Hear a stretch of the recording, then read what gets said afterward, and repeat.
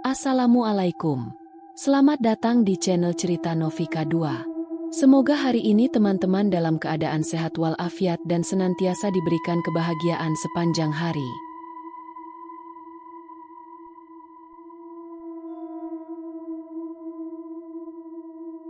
Seorang perawat magang bernama Santi mendapat tugas shift malam di sebuah rumah sakit tua di Jakarta.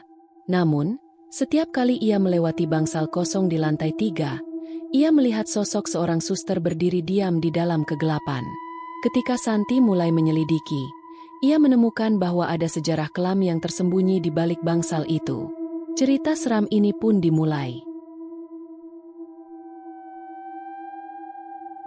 Malam pertama selalu menegangkan.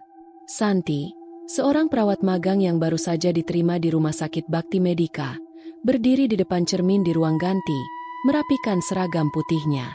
Lampu neon di atasnya berkelip-kelip sebentar, seperti mengingatkannya bahwa ini adalah malam panjang yang harus dijalani. Pertama kali shift malam, ya? Suara seorang perawat senior mengejutkan Santi. Perawat itu, Mbak Ratna, tersenyum kecil sambil melipat lengannya. Iya, Mbak. Agak deg-degan juga, jawab Santi sambil tersenyum canggung. Biasalah, semua orang pasti begitu pertama kali, kata Ratna, lalu menurunkan suaranya. Tapi kalau bisa, jangan banyak berkeliaran ke lantai 3, ya. Santi mengerutkan kening. Kenapa, Mbak? Ratna hanya menggeleng sambil menyeringai, seolah malas menjelaskan lebih lanjut. Pokoknya, kalau nggak perlu, jangan ke sana. Santi mengabaikan perkataan Ratna. Rumah sakit manapun pasti punya cerita seramnya sendiri. Mungkin itu hanya cara perawat senior mengerjai anak baru. Lagi pula, ia bukan tipe orang yang mudah percaya hal-hal semacam itu. Pukul 22 tepat, Santi memulai shift malamnya. Suasana rumah sakit jauh lebih sepi dibandingkan siang hari. Lorong-lorong yang biasanya sibuk dengan suara dokter dan perawat kini hanya diisi suara langkah kaki yang bergaung pelan. Setelah mendapat pengarahan dari perawat sebelumnya, Santi mulai berkeliling untuk memastikan semua pasien dalam kondisi baik. Bangsal lantai 2 tempatnya bertugas relatif tenang. Hanya ada beberapa pasien yang terjaga karena nyeri atau kesulitan tidur. Namun, yang menarik perhatiannya adalah perbincangan lirih dua perawat senior di sudut ruangan dekat meja jaga. Kemarin malam ada lagi, bisik salah satunya. Iya, Sinia sampai jatuh dari kursinya. Katanya dia dengar suara langkah dari lantai atas. Tapi pas dicek nggak ada siapa-siapa, sahut yang lain. Santi berusaha tak memperhatikan, tapi rasa ingin tahunya muncul lagi. Ia tahu mereka sedang membicarakan lantai 3. Sekitar pukul 00.30, Santi mendapat tugas untuk mengecek persediaan obat di beberapa bangsal. Karena penasaran dengan cerita-cerita tadi, ia memilih mengambil rute lebih jauh, melewati tangga yang menuju lantai 3. Saat menaiki anak tangga terakhir, ia berhenti. Ada sesuatu yang janggal. Lantai 3 gelap. Tidak ada lampu yang menyala. Padahal seharusnya rumah sakit tak pernah membiarkan area manapun terlalu gelap demi keamanan. Bangsal 307. Satu-satunya ruangan di ujung koridor, tampak kosong.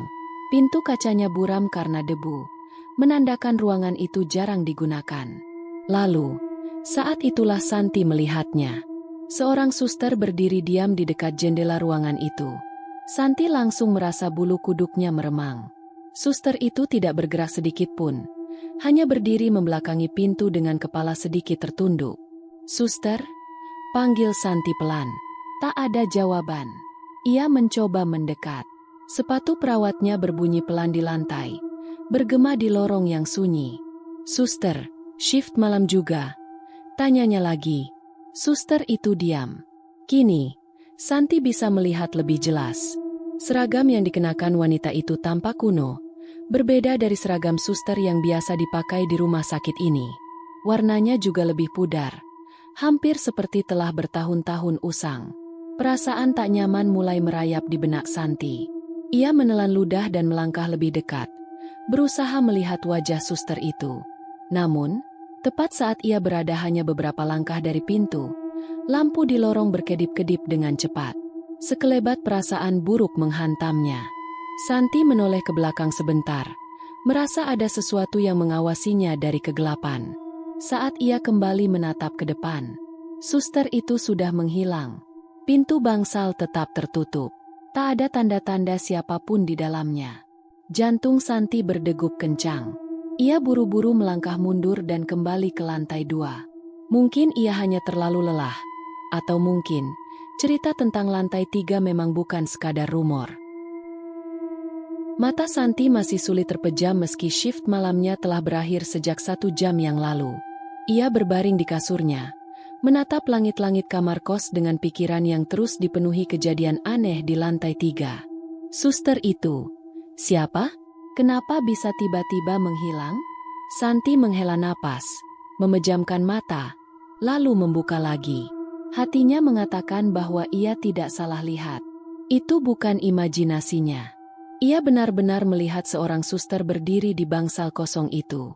Dan yang lebih mengganggunya, mengapa tidak ada satupun perawat yang membahas keberadaan suster tersebut? Matahari sudah tinggi ketika Santi kembali ke rumah sakit untuk mempersiapkan shift malam keduanya.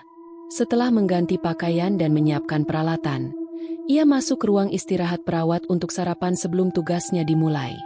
2 perawat senior, Mbak Ratna dan Mbak Ayu, sedang duduk sambil mengobrol pelan. Santi mengambil secangkir kopi dan duduk tidak jauh dari mereka. "Si Dika katanya lihat lagi tadi malam," kata Ayu dengan nada khawatir. "Hah? Serius?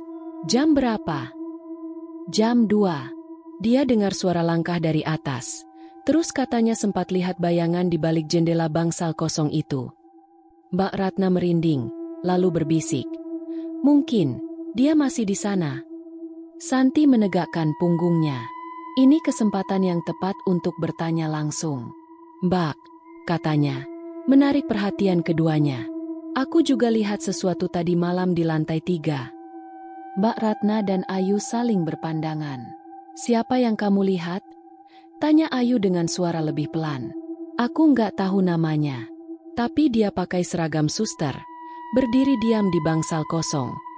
Mbak Ratna langsung meletakkan gelasnya dengan kasar. "Udah, SIS. Jangan banyak tanya soal itu. Tapi, Mbak, sebaiknya kamu lupain aja." Potong Ayu cepat. "Jangan pernah ke lantai 3 lagi kalau nggak ada urusan penting." Nada suaranya lebih serius, hampir seperti peringatan. Santi mendesah pelan. Ia ingin bertanya lebih lanjut, tetapi jelas bahwa mereka tidak ingin membicarakan hal itu. Tapi semakin dilarang, semakin besar rasa penasarannya. Malam itu, sekitar pukul 23.30, Santi berjalan menyusuri lorong rumah sakit. Ia sedang dalam perjalanan ke gudang alat medis di lantai 2 ketika melihat seorang petugas kebersihan tua sedang mengepel lantai. Lelaki itu bernama Pak Fahmi, salah satu petugas yang sudah bekerja di rumah sakit ini selama lebih dari 30 tahun. "Pak Fahmi," sapa Santi, menghampiri lelaki tua itu. Pak Fahmi mengangkat wajahnya, tersenyum ramah. "Iya, Nak Santi, ada apa?" Santi ragu sejenak sebelum akhirnya bertanya. "Pak, sebenarnya ada apa di lantai 3? Mata Pak Fahmi yang tadinya terlihat ramah langsung berubah serius.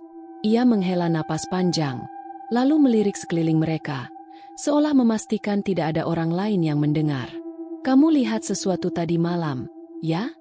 tanyanya pelan. Santi mengangguk. Pak Fahmi menelan ludah, lalu mendekatkan wajahnya ke arah Santi, berbisik, "Dulu pernah ada kejadian buruk di sana." Santi merinding. "Kejadian apa, Pak?" Pak Fahmi menggeleng. "Saya nggak bisa cerita di sini. Terlalu berbahaya kalau ada yang dengar. Tapi kalau kamu benar-benar ingin tahu, nanti jam 1 pagi saya istirahat di gudang belakang. Kita bisa bicara di sana." Santi terdiam, lalu mengangguk. Apapun yang terjadi di lantai 3, sepertinya Pak Fahmi tahu sesuatu yang tidak diketahui banyak orang. Pukul 1 dini hari, Santi menepati janjinya dan berjalan ke gudang belakang rumah sakit. Tempat itu sedikit terpencil, jarang dikunjungi orang. Saat ia sampai, Pak Fahmi sudah duduk di kursi kecil, menyalakan rokoknya. "Nak Santi," panggilnya pelan. Santi duduk di kursi di sebelahnya. Pak, tadi Bapak bilang ada kejadian buruk di lantai 3. Apa maksudnya? Pak Fahmi mengembuskan asap rokoknya. Wajahnya terlihat berat seolah enggan menceritakan sesuatu. Kejadian ini udah lama banget. Mungkin sekitar 20 tahun lalu. Katanya pelan. Santi mendengarkan dengan seksama. Dulu ada seorang suster bernama Suster Rina yang bertugas di rumah sakit ini. Dia orang yang baik, rajin, dan sangat perhatian sama pasien. Tapi, suatu malam, dia menghilang. Santi menahan napas. Orang-orang bilang, Suster Rina mengalami kecelakaan di lantai 3. Tapi ada yang bilang kalau sebenarnya dia dibunuh. Jantung Santi berdetak lebih cepat. Malam itu, ada yang dengar suara jeritan dari bangsal 307. Bangsal yang sekarang kosong itu. Beberapa perawat lari ke sana. Tapi pas sampai, ruangan itu kosong. Enggak ada siapa-siapa. Cuma ada bekas darah di lantai. Santi merinding. Lalu apa yang terjadi, Pak? Tanyanya dengan suara bergetar.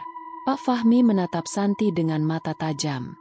Sejak malam itu, orang-orang sering lihat bayangan seorang suster berdiri di bangsal itu. Sama seperti yang kamu lihat semalam.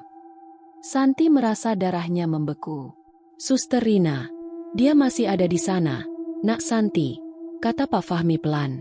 Dia belum pergi. Ruangan tiba-tiba terasa lebih dingin. Santi menelan ludah, mencoba meredam ketakutannya.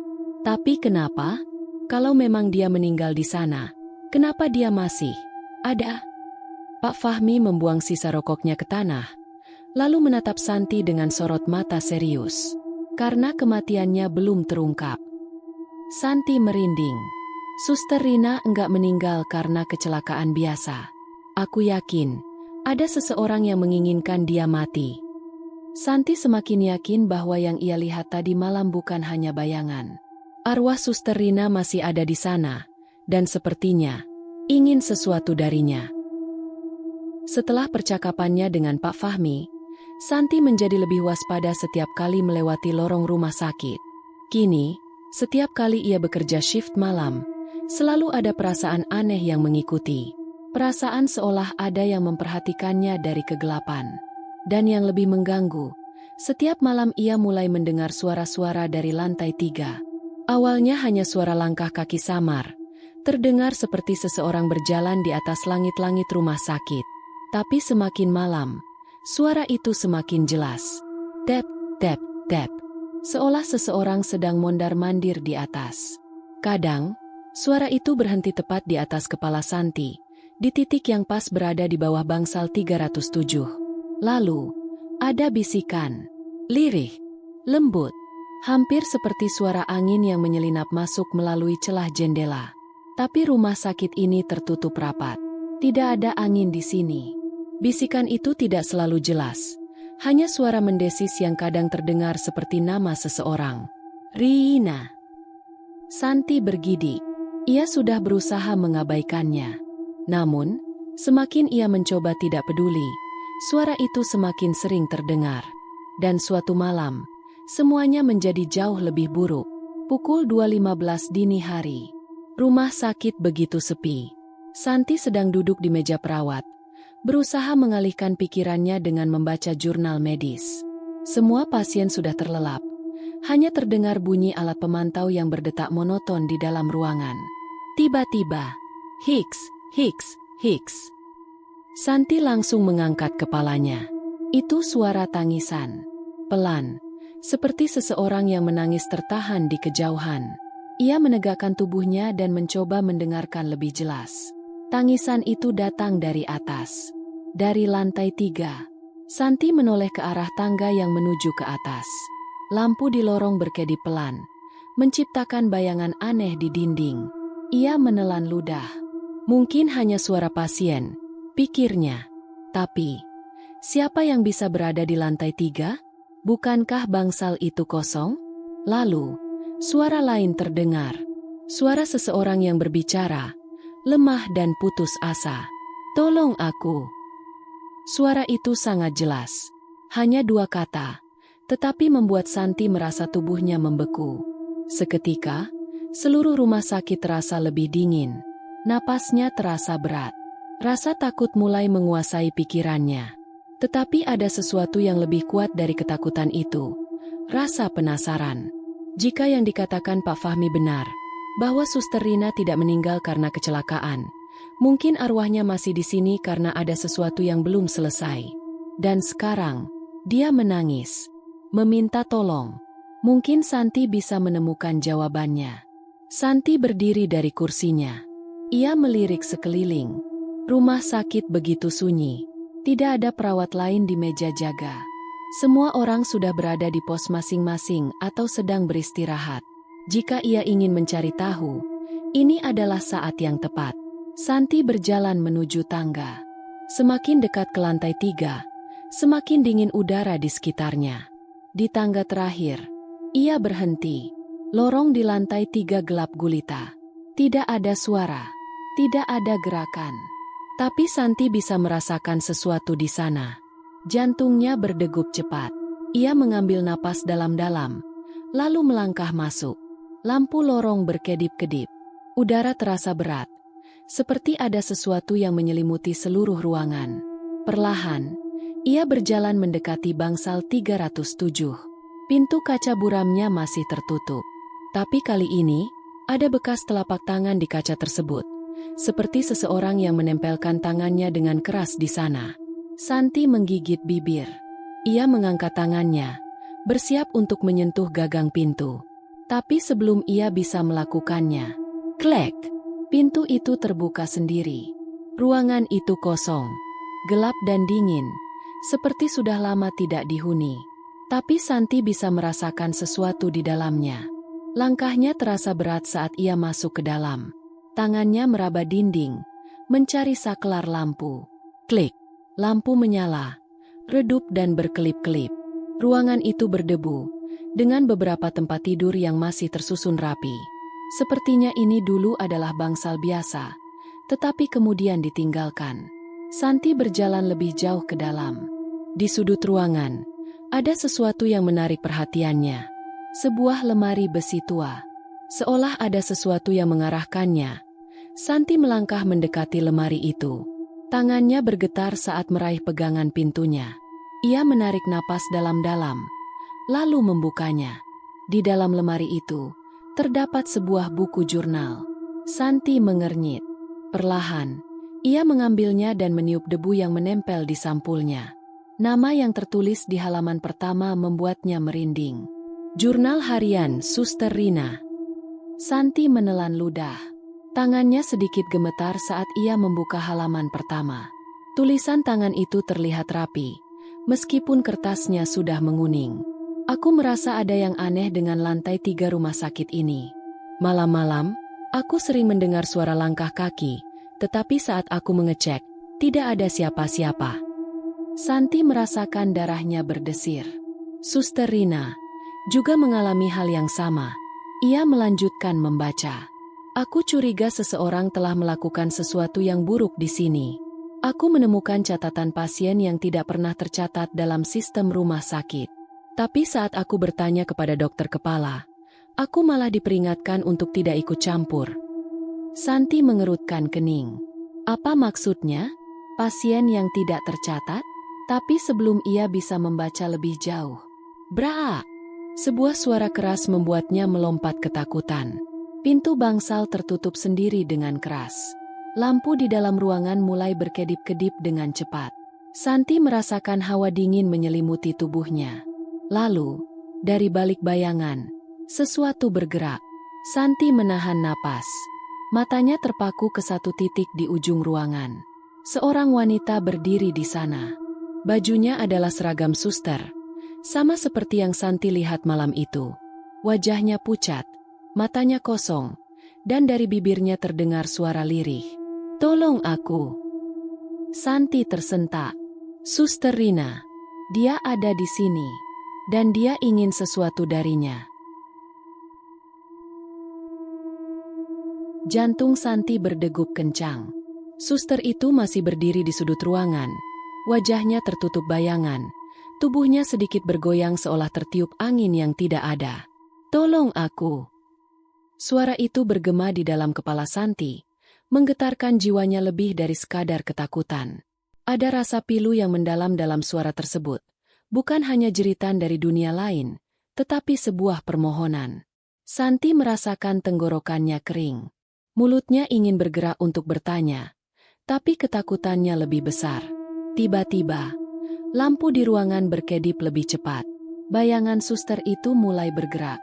Dan sebelum Santi sempat melakukan apapun, semua menjadi gelap.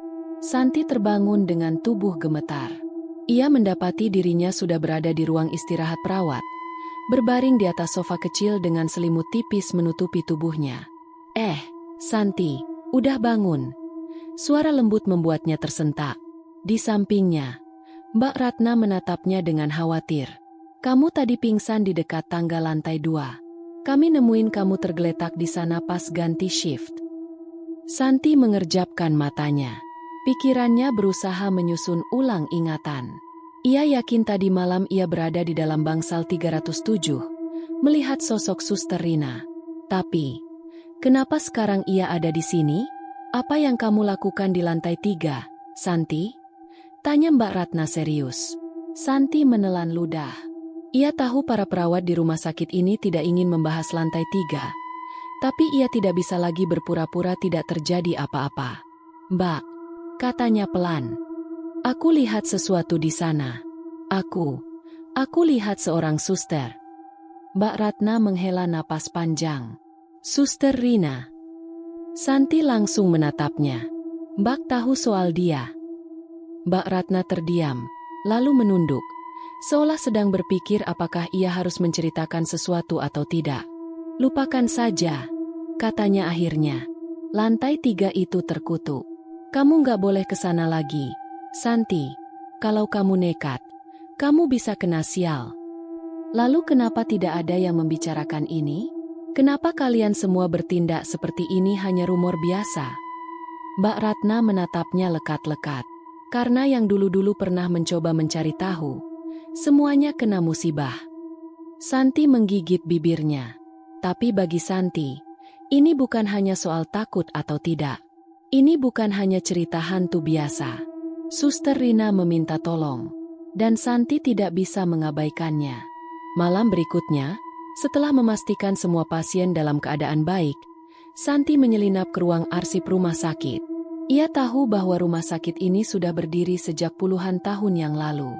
Jika benar ada suster bernama Rina yang bekerja di sini dulu, namanya pasti ada dalam dokumen lama. Ruangan arsip berada di lantai bawah, berisi lemari-lemari kayu besar yang penuh dengan berkas dan catatan kuno. Bau kertas tua menyeruak di udara saat Santi mulai membuka laci demi laci, mencari petunjuk. Tangannya gemetar saat akhirnya ia menemukan satu berkas dengan label karyawan 20 tahun lalu. Ia membolak-balik halaman, mencari nama Suster Rina. Dan akhirnya, ia menemukannya. Nama, Rina Wulandari. Posisi, perawat bangsal. Tahun mulai bekerja, 2002. Status, menghilang. Santi membelalakan matanya. Statusnya tidak tercatat sebagai meninggal, hanya menghilang. Tangan Santi bergerak cepat membuka halaman berikutnya. Ada beberapa catatan mengenai peristiwa hilangnya Suster Rina. Malam tanggal 15 September 2003, Suster Rina terakhir kali terlihat sedang bertugas di lantai 3. Sekitar pukul 2.30 pagi, seorang pasien mendengar suara teriakan dari arah bangsal 307. Tetapi saat perawat lain mengecek, ruangan itu kosong. Suster Rina tidak pernah ditemukan setelah malam itu. Pencarian dilakukan selama beberapa hari, tetapi tidak ada tanda-tanda keberadaannya. Santi menelan ludah. Ia mulai memahami. Suster Rina tidak pergi dari rumah sakit ini. Dia tidak pernah meninggalkan lantai 3. Dan dia masih mencari cara untuk seseorang menemukannya. Setelah membaca arsip itu, Santi merasa semakin ada sesuatu yang janggal. Suster Rina tidak ditemukan setelah kejadian itu. Namun, jika ia hanya mengalami kecelakaan biasa, kenapa tidak ada yang menemukan jasadnya? Ia kembali ke catatan lain yang ia temukan di dalam jurnal Suster Rina yang ada di bangsal 307. Salah satu bagian dalam jurnal itu membuatnya merinding. Aku curiga ada sesuatu yang disembunyikan di lantai 3. Ada pasien yang namanya tidak tercatat di sistem, tapi aku menemukan dokumennya terselip di antara arsip lainnya. Kenapa pasien ini tidak dimasukkan ke dalam daftar resmi? Ada yang tidak beres di sini. Santi mengernyit. Pasien tanpa nama? Ia membuka kembali arsip lama yang ia temukan di ruang arsip, mencari daftar pasien sekitar tahun 2003. Setelah beberapa menit mencari, ia menemukan sesuatu yang aneh. Ada satu berkas dengan informasi yang sebagian terhapus. Nama pasien itu dicoret dengan tinta hitam, begitu juga dengan sebagian besar informasinya. Satu-satunya yang masih bisa terbaca adalah tanggal masuk, 12 September 2003. Diagnosa, tidak disebutkan. Ruangan, bangsal 307. Santi membeku. Pasien terakhir yang menempati bangsal 307. Hanya 3 hari sebelum Suster Rina menghilang. Apa hubungannya? Apakah Suster Rina menemukan sesuatu yang seharusnya tidak boleh ia ketahui? Santi mencoba bertanya kepada beberapa pasien lama yang sering dirawat di rumah sakit ini. Salah satu pasien yang cukup sering masuk rumah sakit, Bu Ratna, berbisik kepadanya saat ia memeriksa tekanan darahnya. "Kamu anak baru, ya?" Santi mengangguk. "Iya, Bu." Bu Ratna tersenyum, tetapi matanya sedikit berkaca-kaca. "Dulu ada suster baik di sini. Dia sering merawat saya kalau malam. Saya ingat betul wajahnya." Santi merasa dadanya mencelos. "Siapa namanya, Bu?"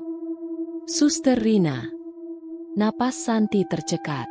"Bu, sejak kapan terakhir kali ibu melihatnya?" Bu Ratna tersenyum kecil.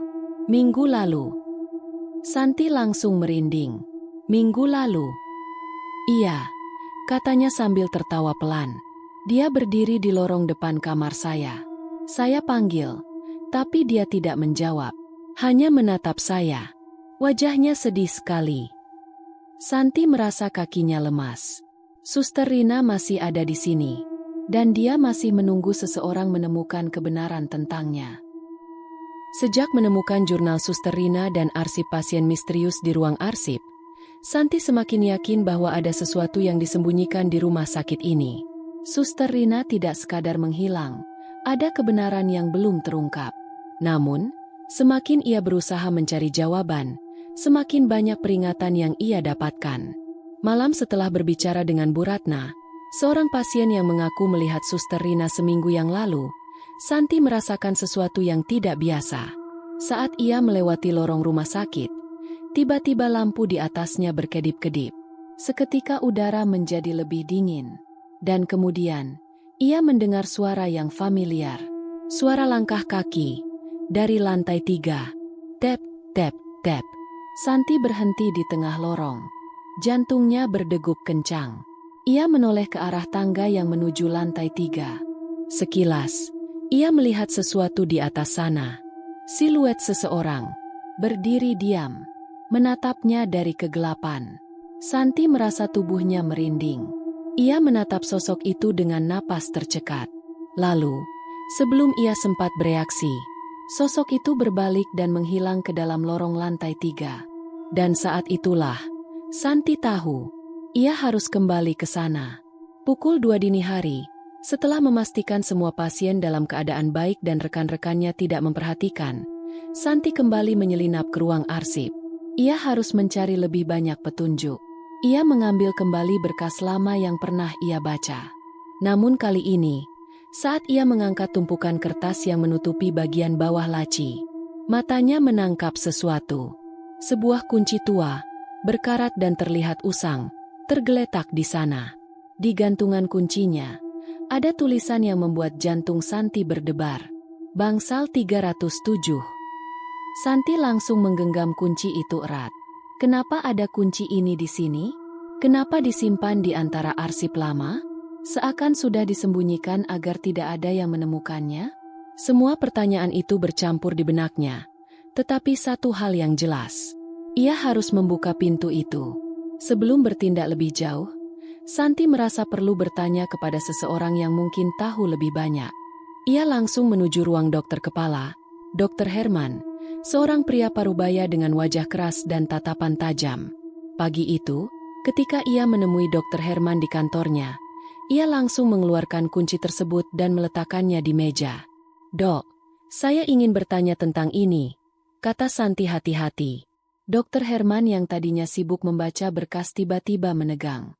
Pandangannya turun ke kunci itu, lalu kembali menatap Santi dengan ekspresi tidak senang. "Dari mana kamu mendapatkan ini?" tanyanya. Suaranya rendah dan penuh tekanan. "Di ruang arsip, di antara berkas lama," jawab Santi. "Kenapa ada kunci ini, Dok? Dan kenapa bangsal 307 dikosongkan?" Dr. Herman menghela napas berat. Ia menyandarkan punggungnya ke kursi, seolah berpikir apakah ia harus menjawab atau tidak. "Lupakan ini, Santi," katanya akhirnya. "Kamu masih baru di sini.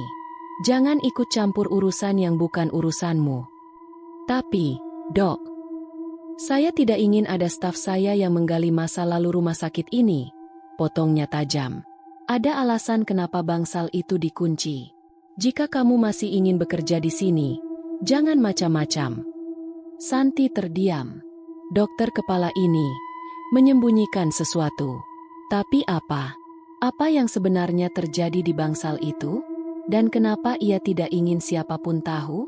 Santi menggenggam kunci itu erat. Ia tahu satu hal, tidak ada yang bisa menghentikannya sekarang. Malam itu, ketika semua orang mulai beristirahat, Santi kembali naik ke lantai 3. Tangannya masih menggenggam kunci tua itu. Lorong lantai 3 gelap seperti biasa. Hanya ada lampu kecil berkedip di ujung ruangan. Ia berjalan perlahan. Jantungnya berdegup semakin cepat setiap langkah yang ia ambil. Saat sampai di depan bangsal 307, ia menelan ludah. Pintu kaca buram itu masih tertutup rapat. Tetapi kini ia melihat sesuatu yang berbeda. Di permukaan kaca, samar-samar, ada bekas tulisan. Seolah seseorang pernah menyentuhkan tangannya ke sana. Dan Santi bisa melihat apa yang tertulis. "Aku masih di sini." Tubuhnya merinding. Tangan gemetarnya meraih kunci dan memasukkannya ke dalam lubang kunci yang berkarat. Ia menarik napas dalam-dalam. Lalu, klek, pintunya terbuka. Begitu pintu bangsal 307 terbuka, aroma debu dan kelembaban langsung menyergap hidung Santi. Ruangan itu tetap sama seperti terakhir kali ia masuk. Gelap, dingin, dan terasa kosong. Namun kali ini, ia melihat sesuatu yang tidak ia sadari sebelumnya. Di sudut ruangan, di bawah lemari besi tempat ia menemukan jurnal Suster Rina, ada papan lantai yang sedikit terangkat. Seolah ada sesuatu yang tersembunyi di bawahnya. Dengan hati-hati, Santi berjalan ke sana dan berlutut. Tangannya menyentuh papan itu, mencoba menariknya. Butuh beberapa usaha, tetapi akhirnya papan kayu itu terbuka. Dan di bawahnya, ia menemukan sesuatu yang membuatnya membeku di tempat. Potongan kain seragam suster, berlumuran darah. Di sampingnya, ada lencana nama, tertutup debu. Santi mengangkatnya perlahan. Tulisan di lencana itu masih bisa terbaca. "Rina Wulandari, perawat." Santi merasa tubuhnya menegang. Ini milik Suster Rina. Ia menatap kain berdarah itu dengan napas tercekat. Apakah ini berarti Suster Rina tidak hanya menghilang, tetapi dia dibunuh? Santi belum sempat memproses semua itu ketika tiba-tiba ia mendengar sesuatu. Suara langkah kaki, bukan dari luar ruangan, bukan dari lantai di atas, dari dalam ruangan ini. Dan saat ia berbalik, ia melihatnya. Suster Rina berdiri di sana, dengan wajah pucat, mata kosong, dan bibir yang bergerak perlahan, mengucapkan sesuatu. "Kamu menemukannya." Lalu, ruangan itu menjadi gelap. Udara di dalam bangsal 307 terasa begitu dingin hingga menusuk tulang. Santi masih berlutut di lantai, menatap benda-benda yang baru saja ia temukan. Potongan seragam berlumuran darah dan lencana nama Suster Rina. Tangannya bergetar. Ia tidak salah lagi. Suster Rina tidak sekadar menghilang. Dia dibunuh. Dan seseorang menyembunyikan kebenarannya. Namun sebelum ia bisa berpikir lebih jauh, "Brua!" Pintu bangsal tertutup sendiri dengan keras. Santi tersentak dan langsung berdiri. Dadanya naik turun. Napasnya memburu. Lalu, dari sudut ruangan, suara lain muncul. Tap, tap, tap. Suara langkah kaki. Tepat di belakangnya. Santi menelan ludah. Perlahan, ia menoleh. Dan di sana, seseorang berdiri di dalam bayangan. Suster Rina. Wajahnya pucat. Matanya kosong. Tubuhnya sedikit bergoyang seperti seseorang yang kelelahan. Dan dari bibirnya yang pucat, ia berbisik, "Kamu menemukannya." Santi menahan napas. "Apa yang terjadi padamu?" bisiknya. Suaranya nyaris tidak terdengar. Suster Rina hanya menatapnya. Kemudian, ia mengangkat tangannya, menunjuk ke arah sudut ruangan. Seolah memberi petunjuk kepada Santi bahwa ada sesuatu yang lain di dalam bangsal ini. Santi berusaha mengatur napasnya. Dengan tangan yang masih gemetar, ia menurunkan pandangannya ke arah yang ditunjuk oleh Suster Rina. Di sana, tersembunyi di balik lemari usang, ada sebuah pintu kecil. Nyaris tidak terlihat, tertutup oleh debu dan bayangan. Jantungnya berdegup lebih cepat. Dengan ragu, ia berjalan ke arah pintu itu. Ketika tangannya menyentuh gagang pintu, sebuah sensasi dingin langsung menjalar dari ujung jarinya hingga ke tulang belakang. Santi menggigit bibirnya dan, dengan satu tarikan napas panjang, ia membuka pintu itu. Ruangan kecil di balik pintu itu gelap. Aroma bau tanah basah dan sesuatu yang membusuk langsung menyengat hidungnya. Santi mengeluarkan ponselnya dan menyalakan senter. Saat cahaya menerangi ruangan itu, matanya membelalak. Di dalamnya ada beberapa barang pribadi, tampak seperti milik seseorang yang pernah bekerja di sini. Sebuah tas kulit tua, sepasang sepatu perawat, dan di atas tumpukan barang itu, ada sebuah jurnal berdebu. Jantung Santi berdegup semakin cepat saat ia mengambil jurnal itu. Di sampulnya tertulis dengan tinta yang hampir pudar, "Jurnal Harian, Rina Wulandari." Tangannya bergetar saat membalik halaman pertama. Dan saat ia mulai membaca, semuanya mulai masuk akal. Halaman pertama tertulis dengan rapi. "Malam ini aku bertemu seorang pasien yang namanya tidak tercatat di sistem rumah sakit. Anehnya, tidak ada dokumen medisnya, tetapi aku menemukan catatan lamanya terselip di arsip. Aku merasa ada sesuatu yang tidak beres dengan ini." Santi menelan ludah.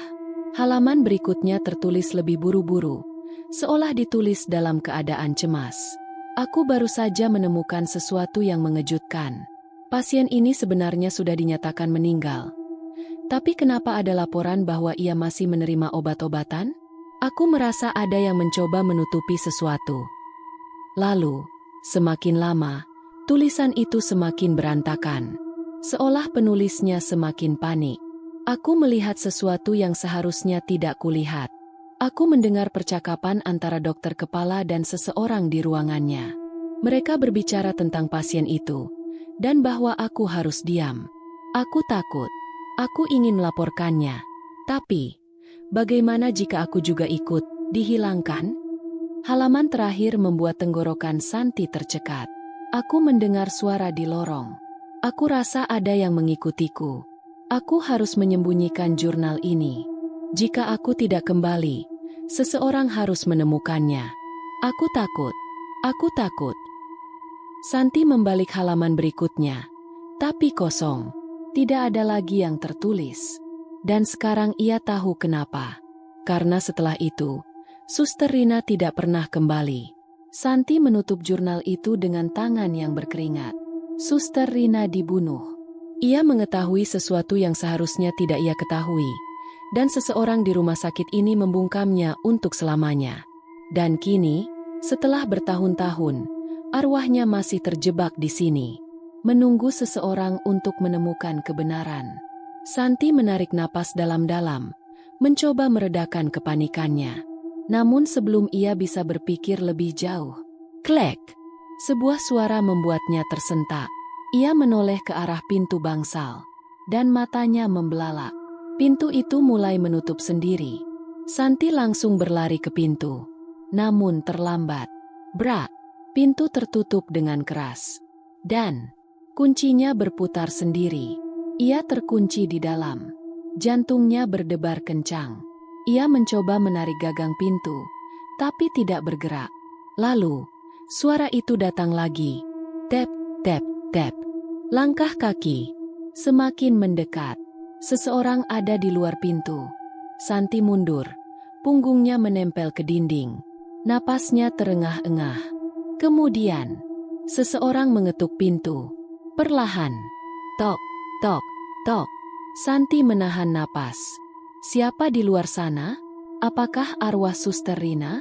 Ataukah seseorang yang tidak ingin kebenaran ini terbongkar?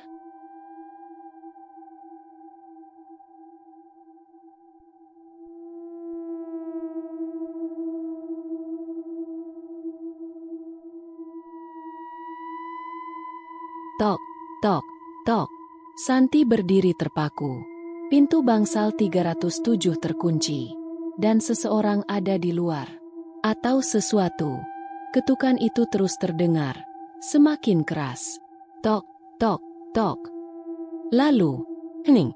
Santi menahan napas. Tangannya menggenggam jurnal Suster Rina erat-erat. Tiba-tiba, udara di dalam ruangan menjadi semakin dingin. Napasnya membeku dalam kepulan uap tipis. Kemudian, lampu mulai berkedip-kedip, menciptakan bayangan di sekelilingnya. Saat itulah ia melihatnya. Suster Rina berdiri di sana, di tengah ruangan. Terguncang, matanya kosong, tapi kali ini terlihat lebih dalam dari sebelumnya. Dan dari bibirnya, terdengar suara yang menggetarkan jiwa Santi. Aku akan menunjukkan padamu. Lalu semuanya gelap. Tiba-tiba, Santi tidak lagi berada di bangsal 307. Ia berdiri di sebuah ruangan rumah sakit yang lebih terang, tetapi berbeda dari yang biasa ia lihat. Dindingnya masih bersih. Peralatan medis masih terlihat baru. Ia menyadari sesuatu. Ini masa lalu. Suara samar-samar terdengar dari lorong. Santi menoleh dan melihat seseorang berjalan terburu-buru. Suster Rina. Dia masih hidup, masih muda, masih penuh harapan. Tapi wajahnya terlihat cemas. Suster Rina masuk ruang arsip, lalu membuka sebuah laci dan menarik keluar sebuah berkas medis. Santi melangkah lebih dekat untuk melihat. Nama di berkas itu sudah dicoret dengan tinta hitam. Namun sebelum Suster Rina sempat melakukan sesuatu, suara langkah kaki terdengar di belakangnya. Ia menoleh. Wajahnya berubah ketakutan. Di depan pintu, berdiri seorang pria dengan jas putih. Seorang dokter. Dokter Herman. Jantung Santi berdegup lebih cepat. Dokter kepala rumah sakit ini. Dialah pelakunya. Rina, kata Dokter Herman dengan nada dingin. Aku sudah memperingatkanmu. Suster Rina mundur. Aku tahu apa yang kamu lakukan, Dok. Dokter Herman tersenyum kecil. Sayang sekali. Tiba-tiba, ia melangkah maju dengan cepat, meraih bahu Suster Rina dan membekap mulutnya. Suster Rina berontak, tetapi cengkeraman dokter itu terlalu kuat. Santi ingin menolongnya, tapi ia hanya bisa berdiri seperti bayangan, menyaksikan kejadian itu tanpa bisa berbuat apa-apa. Suster Rina meronta, tetapi tubuhnya diseret keluar ruangan. Dokter Herman menyeretnya melewati lorong yang kosong, lorong menuju bangsal 307. Suster Rina mencoba melawan, tetapi kekuatannya semakin melemah. Lalu, dokter itu membuka pintu ruang penyimpanan rahasia di dalam bangsal 307. Dan dengan satu dorongan kuat, ia mengunci Suster Rina di dalamnya. Suster Rina memukul-mukul pintu dari dalam. Dokter, tolong, buka pintunya. Tapi suara itu hanya menggema dalam kesunyian. Dokter Herman menatap pintu itu dengan dingin. Lalu, ia meninggalkan tempat itu. Meninggalkan Suster Rina untuk mati perlahan di dalam ruang penyimpanan itu. Santi tersentak. Ia kembali berada di bangsal 307. Tubuhnya gemetar dan keringat dingin membasahi dahinya. Pemandangan itu begitu nyata. Kini ia tahu kenapa Suster Rina tidak pernah ditemukan. Karena dia tidak pernah meninggalkan rumah sakit ini. Tubuhnya tidak pernah dikuburkan. Ia mati di dalam ruang penyimpanan ini. Sendirian. Terkunci. Dibiarkan mati perlahan. Dan sekarang, arwahnya menatap Santi. Mata itu penuh dengan kesedihan yang dalam, seolah menunggu sesuatu dari dirinya. Santi menggenggam jurnal yang ditemukannya. "Aku akan mengungkap kebenaran ini," bisik Santi dengan suara bergetar. Suster Rina tersenyum samar dan menghilang dalam kepulan asap tipis.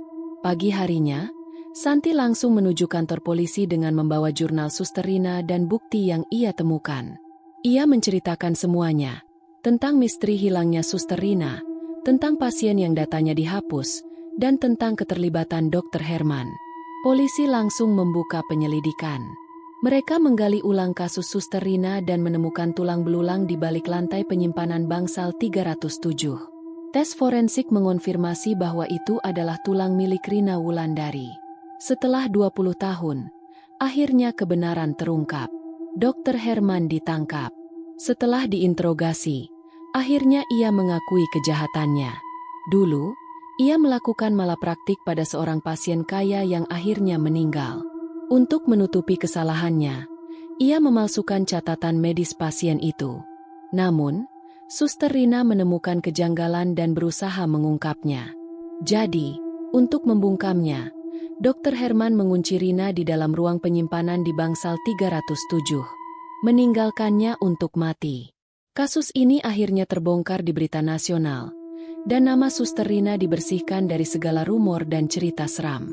Kini, semua orang tahu bahwa dia bukan sekadar hantu yang gentayangan. Dia adalah korban dari kejahatan yang terkubur selama 2 dekade.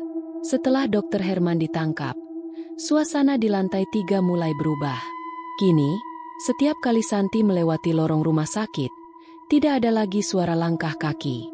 Tidak ada lagi bisikan lirih. Tidak ada lagi bayangan suster berdiri diam di bangsal kosong. Bangsal 307 kini hanya ruangan biasa. Namun, sesuatu dalam hati Santi mengatakan bahwa ia masih diawasi. Bukan dalam arti buruk, tapi lebih seperti seseorang yang berterima kasih. Suatu malam, saat ia melewati lorong lantai 2, ia merasa sesuatu yang familiar. Perasaan yang dulu menakutinya. Tatapan dari kejauhan. Santi menoleh ke jendela. Dan di sana, dalam pantulan kaca, seorang suster berdiri di belakangnya. Tersenyum. Suster Rina. Perlahan, sosoknya memudar, lalu menghilang, meninggalkan kedamaian yang telah lama dinantikannya.